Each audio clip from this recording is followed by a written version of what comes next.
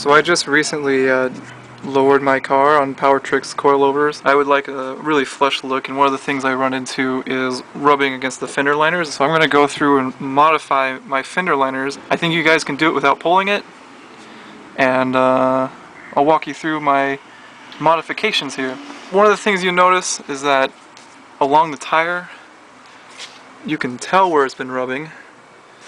There's an obvious line, and you can trace that back to, for my instance, is this point, which is kind of a 2 o'clock on the fender liner, where the fender liner extends and it's mounted to the fender, and that bolt and also the corner of the fender liner is rubbing. And although I have not corrected for my caster angle yet, and the car is actually kind of halfway up, that's why my fender gap is kind of funny at the moment. So here we have the other side of my car, and I have the fender liners already out. Since I'm going to be doing the tie rods, I also took out the front fender liner, and you'll see, let me hang this up, you'll need to take out these Phillips screws, 1, 2, let's see, there's 3, 4, 5, and then there's a hidden one kind of down below, so don't break it. There's a couple on the inside here. They're the ones you pry out with a flathead screwdriver, and those pop right back out. And they usually join two pieces of the liner. And I believe there's one, maybe a second, third, a handful of them. I might as well mention this right now. So there's some reference. The front fender right here. I'm in California, so I don't have too many issues with rust. However, you should always clean out this portion right here. I mean, I pulled out, this is only half of it. I took all the solid portion of leaves already out, but that'll just collect water, rust out the inner fender. I'm lucky that I have 0 rust in here, and since mine's in 96. So, onto the fender modification portion. I have problems rubbing right here, the 2 o'clock, and you'll notice that it's bumped out, it's raised so that the tab can screw in. However, now that I'm going lower, this is an issue.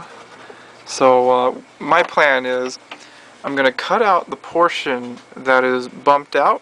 I'm going to replace that using either staples or rivets with another piece of plastic, drill a hole in that, and then hammer in, or in my case I use pliers since that was much more controllable, the fender tabs, which I will show you mine.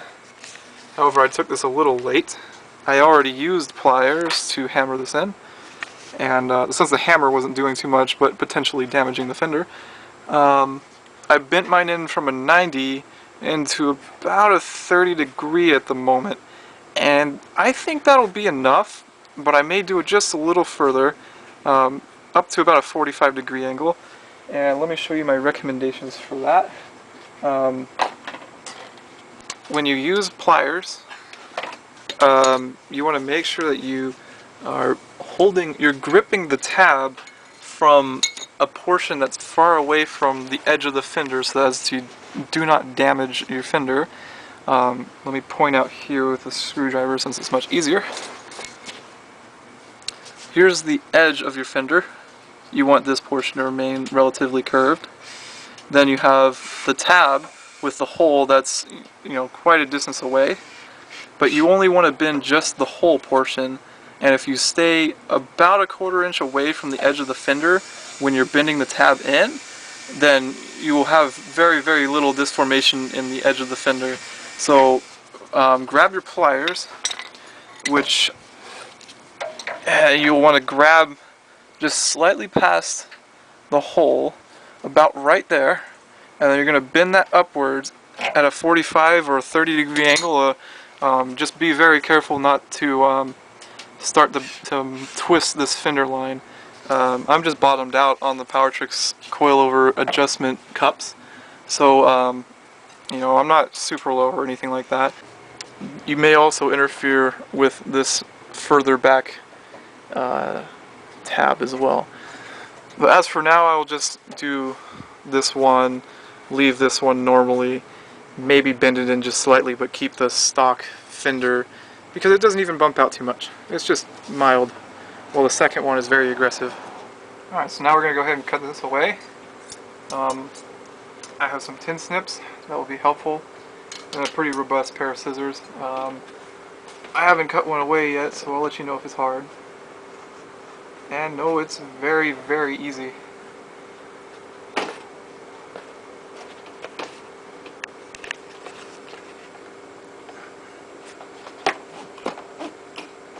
Once you get it going, it likes to go.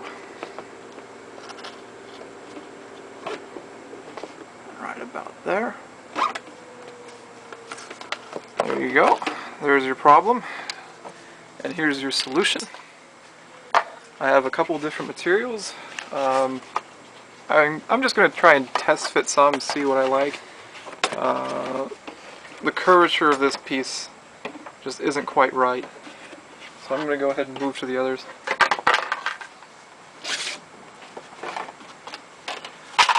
There's that piece, this one, which I probably will prefer this one in the end, as I can get it to fit really, really nicely. And so what I'm going to do is I'm going to oversize this cut and go, enough room to safely add some rivets in, as rivet guns are really fun. So let me hold this, maybe I'll go under. That way I can get a nice amount of visual of how much to cut. So I'm going to go ahead and cut in, and add a little cut on the back, so this is about how much I need.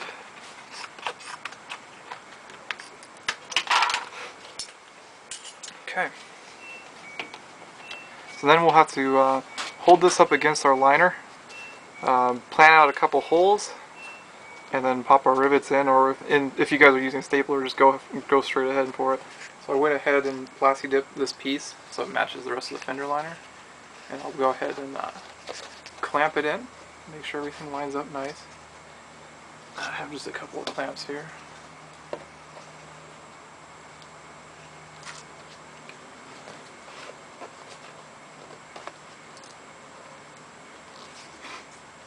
And I'll get the drill. And I already kind of marked out by cleaning it about how big this piece is, so that I can easily see where I can drill.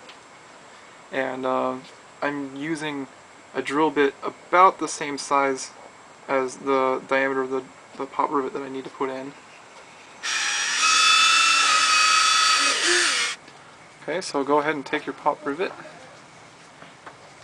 slide that through the bottom here.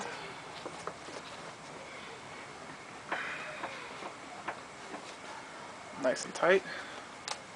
Put the washer on the other end. Add your rivet gun. And make sure everything sits nice and flush. There we go.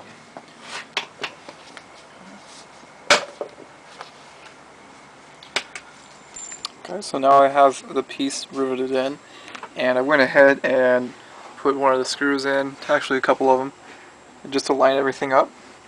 And I drilled a little hole, just a little starter hole, to get this thing reasonably lined up before drilling the final hole.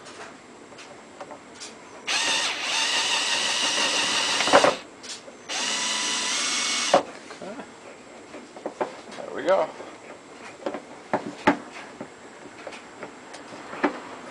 There's your modified benders, no more rubbing, nice and flat.